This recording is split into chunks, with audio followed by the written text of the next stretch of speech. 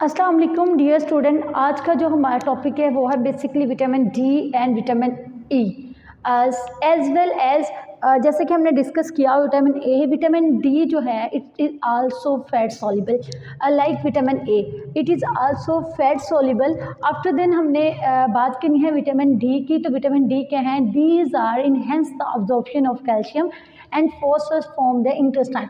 Basically ये enhance कर देते हैं। इनहेंस का मतलब होता है बढ़ाना, अब्जॉर्प्शन कहते हैं जज़ब होने को, of calcium and phosphorus from the intestine, आंत से। इंटेस्टाइन बोलते हैं आंत से।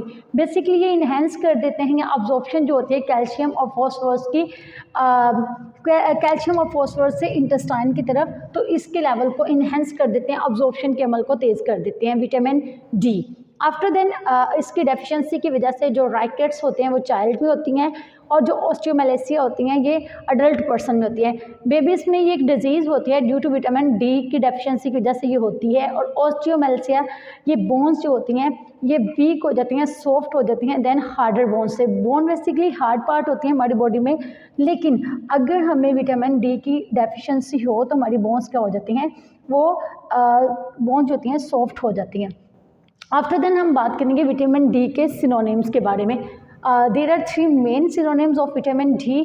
First is calciferol, second is रेजिस्ट्रॉल and third is anti refractive vitamins. अगर हम बात करें इसकी केमिस्ट्री की, तो विटामिन की केमिस्ट्री जो है विटामिन डी की, these are sterol which are precursor of vitamin D. Basically इसके जो कंपाउंड्स होते हैं वो 10 तरह के होते हैं, D1, D2, D3, D4 as D5, 6, 7, 8, D9 और D10। इसके बेसिकली 10 कंपाउंड्स होते हैं। इनमें से अगर हम देखें विटामिन डी में, तो विटामिन डी में ये जो इसके 2 कंपाउंड्स होते हैं, विटामिन D2 जिसे बोलते हैं और विटामिन D3 बोलते हैं। विटामिन D2 जो होते हैं, या फिर इनमें से ओनली 2 जो होते हैं एंटी रिफ्रैक्टिव प्रॉपर्टी होती है, जबकि इसके विटामिन D2 जो होते हैं वेजिटेबल्स होते हैं और विटामिन D3 जो होते हैं वो एनिमल सोर्सेज होते हैं। अगर हम बात करें इनके सोर्सेज की, तो there are some main sources. Basically vitamin D जो होते हैं ये वेल डिस्ट्रीब्यूटेड नहीं होते नेचर में, फितरती तौर में इनकी डिस्ट्रीब्यूशन बहुत ज़्यादा नहीं होती। लेकिन अगर सोर्स की बात करें तो लीवर ऑफ एनिमल जो कि फीड करवाते हैं फिश को। After then egg, butter, halibut, liver oil और sunlight, milk, mushroom, beef liver, ये सारी के सारी क्या हैं? These are sources of vitamin D. After then discuss about the function of vitamin D, the absorption of calcium in gut। Basically ये intestine में absorption में हेल्पफुल होते हैं, जो कैल्शियम लेवल होता है। फॉस्फेट अब्जॉर्प्शन, ये फॉस्फोरस को अब्जॉर्व करने में भी हेल्पफुल होते हैं। ग्रोथ ऑफ बोन्स, हड्डियों को बढ़ने में और उनको मजबूत करने में और उनकी कनेक्टिविटी को स्ट्रॉन्ग करने में भी हेल्पफुल होते हैं। पैराथायराइड एक्टिविटीज़, पैराथायराइड हार्मोन्स में भी ये क्या करते हैं, मेन रोल प्ले कर रहे होते हैं, उसमें भी इंपॉर्टेंट रोल प्ले कर रहे होते हैं। आफ्टर देन टीथ में जो कोई ख़राबी वगैरह हो जाती है कैविटी फॉर्मेशन की या हाइपोप्लास्टिक टीथ में, तो उसमें रिपेयरिंग में भी वर्कआउट करते हैं विटामिन डी। आफ्टर देन हम डिस्कस करेंगे विटामिन डी की affects of vitamin D. There are some affects, जैसे कि हमने यहाँ बात की थी कि डेफिशिएंसी की वजह से राइकेट्स और ऑस्टियोमेलेसिया होता है। इसी तरह राइकेट्स जो होते हैं बेसिकली एक डिजीज़ है जो due to deficiency of vitamin D होती है बेबीज़ में। ऑस्टियोमेलेसिया क्या होता है? इसमें बेसिकली सॉफ्ट हो जाती हैं bones due to deficiency of vitamin D, और जो बोन्स में होती है वो कैल्शियम और फॉस्फोरस लेवल की जो रेंज है वो कम हो जाती है, मतलब उधर कमी आ जाती है। ऑस्टियोमेलेसिया उसमें होता है और बोन्स क्या है, सॉफ्ट हो जाती हैं। इसी तरह हम बात करेंगे विटामिन डी की टॉक्सिसिटी की। टॉक्सिसिटी इसमें क्या है, किसी चीज़ का बढ़ जाना। विटामिन डी की अगर रेंज हमारी बॉडी में बढ़ जाती है तो अब नॉर्मली जो हाई ब्लड कैल्शियम लेवल होता है वो बढ़ जाता है। जो अब नॉर्मली ब्लड लेवल होता है कैल्शियम का वो इंक्रीज़ हो जाता है, जिससे हमें nausea, constipation, confusion, kidney stone, normal heart rhythm हमारी हो जाती है। तो ये सारी चीज़ें होती हैं टॉक्सिसिटी में। आफ्टर देन डिस्कस करेंगे विटामिन ई को। Same as it vitamin D, vitamin E is also fat soluble. It is not most important vitamin to maintain the process of reproduction. ये बेसिकली रिप्रोडक्शन के process को क्या करता है, maintain करता है और उसमें मेंटेनेंस को बरकरार रखता है, रिप्रोडक्शन के प्रोसेस को बहुत मेंटेन करता है। अगर हम बात करें इसकी तो विटामिन ई जो है ये भी फैट सॉल्युबल है एंड मोस्ट इम्पॉर्टेंट है तो मेंटेन करता है नॉर्मल प्रोसेस ऑफ रिप्रोडक्शन की। अगर सिनोनिम्स की बात करें तो इसके भी 3 मेन सिनोनिम्स हैं, tocopherol, anti sterility factor, antioxidant factors. अगर हम बात करें इसके सोर्सेज की तो there are 2 main sources, first is an animal and second is plant. ये एनिमल और प्लांट्स में से डिफरेंट सोर्सेज होते हैं। एनिमल्स में देखें तो egg yolk, milk, liver, cheese, butter etcetera ये सारी चीज़ें आ जाती हैं, जबकि प्लांट्स में कॉटन, सीड ऑयल और पीनट ऑयल वगैरह आ जाते हैं। आफ्टर देन है chemistry of vitamin E. Chemistry of vitamin E की बात करें तो these are also fat soluble and heat stable vitamin. ये क्या है, फैट सॉल्युबल भी हैं और हीट स्टेबल विटामिन भी हैं। After then these are methyl derivatives. ये किसके जो डेरिवेटिव्स हैं वो मिथाइल हैं और कंपाउंड स्टोल हैं। आफ्टर देन ये एसिड स्टेबल होते हैं अल्कली और ऑक्सीडेशन लेवल में।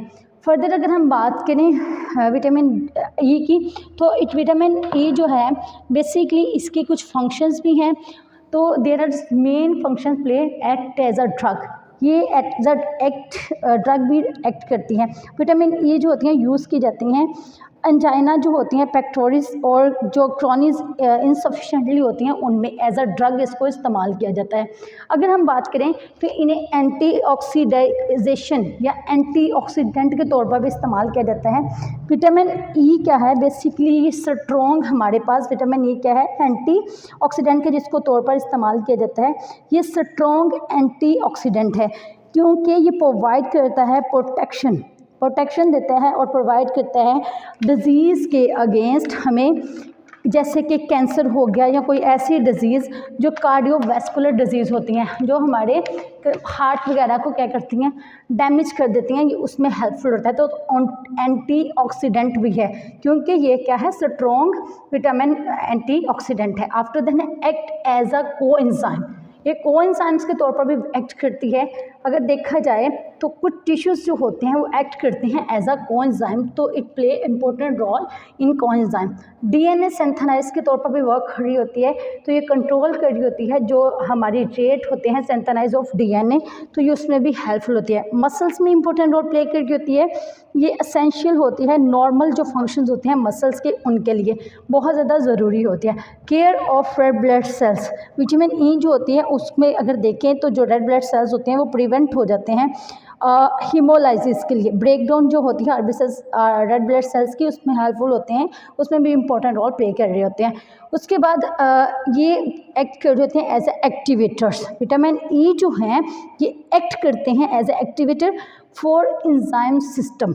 इंजाइम के सिस्टम के तौर के लिए ये एज अ एक्टिवेटर भी वर्क करते हैं। आफ्टर देन है रिप्रोडक्शन। ये बहुत ज़्यादा ज़रूरी होते हैं नॉर्मल रिप्रोडक्शन के लिए।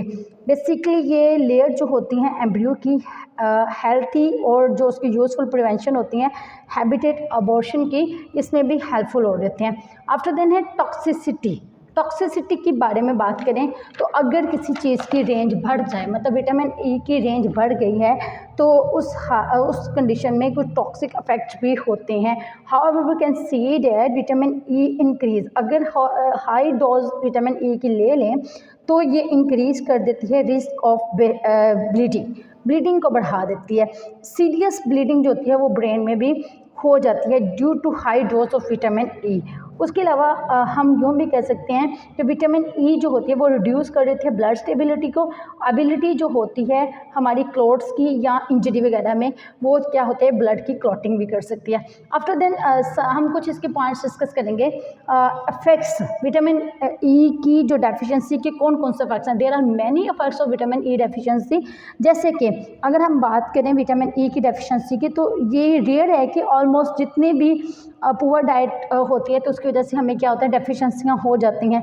तो विटामिन ई की डेफिशिएंसी की अगर देखें तो बर्स्टिंग प्रोसेस होता है, मतलब रप्चर हो जाते हैं रेड ब्लड सेल्स जो मेम्ब्रेन वगैरह होती हैं ड्यू टू इंक्रीज लिपिड पर ऑक्सीडेशन। विटामिन ई डेफिशिएंसी जो होती हैं ये न्यूरो के लिए प्रॉब्लम्स होती हैं due to poor nerve condition.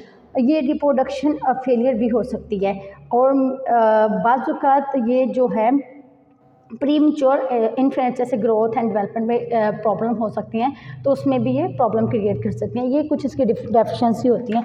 आज के लेक्चर में हमने डिस्कस क्या किया, आज के लेक्चर में हमने पढ़ा vitamin D and E. Vitamin D में हमने क्या पढ़ा, हमने कहा विटामिन डी जो है फैट सोल्यूबल है, they have 3 main synonyms. Vitamin D का वर्क क्या है, ये इन्हेंस करता है एब्जॉर्प्शन को, कैल्शियम फॉस्फोरस को इंटेस्टाइन में। केमिस्ट्री क्या थी, ये स्टीरॉल होते हैं और विटामिन डी के कुछ कंपाउंड्स हैं, there are main 10 compounds. After then हमने सोर्सेज के बारे में पढ़ा, तो इसके सोर्सेज जो हैं liver of animal in the nature which feed fish, after then egg, butter, halibut और liver oil, sunlight, milk, mushroom, beef liver वगैरह।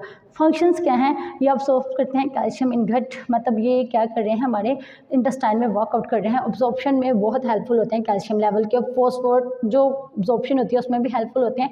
जितनी भी बोन्स की ग्रोथ होती है, उनकी हार्डनेस होती है और उसकी जो कनेक्टिविटी होती है उसमें भी हेल्पफुल होते हैं। पैराथायराइड एक्टिविटीज़ में भी बेहद इंपॉर्टेंट रोल प्ले कर देते हैं।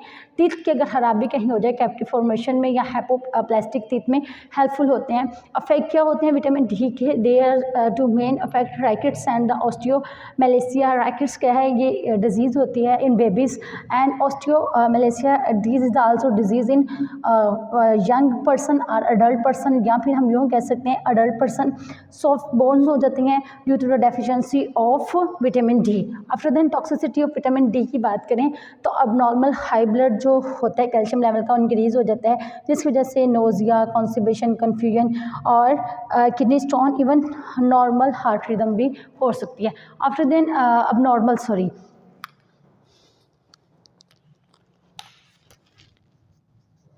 आफ्टर देन है vitamin E. Vitamin E is also fat soluble, it is also very important to maintain the normal process of reproduction में बहुत हेल्पफुल होती है। Synonyms they also have 3 synonyms. There are 2 main sources in animal and plants: animal egg yolk, milk, liver, cheese, butter. After then plants, cotton, seeds, oil and peanut oils. It also play an vital role in sources. Chemistry of vitamin E, fat soluble and heat stable vitamin है. These are methyl derivation of compound stool. After then acid stable, alkali and oxidation labile है. Functions क्या हैं, they are act as a drug, they are antioxidant because it is very important and high antioxidant. उसके अलावा act as a coenzymes, DNA synthesizing, muscles में helpful होता है, care of red blood cells होता है, as activator work कर रहा है, reproduction में main important role play कर रहा है। Toxicity क्या है, these are main toxicity increase the risk of bleeding। अगर हम विटामिन ई की कोई रेंज बढ़ा देते हैं या यूँ कह लें कि हम इसका इस्तेमाल ज़्यादा कर लेते हैं, तो उस कंडीशन में क्या होगा, ब्लीडिंग हो सकती है, ब्लीडिंग क्लॉटिंग हो सकती है, सीरियस ब्लीडिंग जो क्लॉटिंग है वो हमारे ब्रेन में भी हो सकती है। थैंक यू सो मच, ये था हमारा आज का लेक्चर।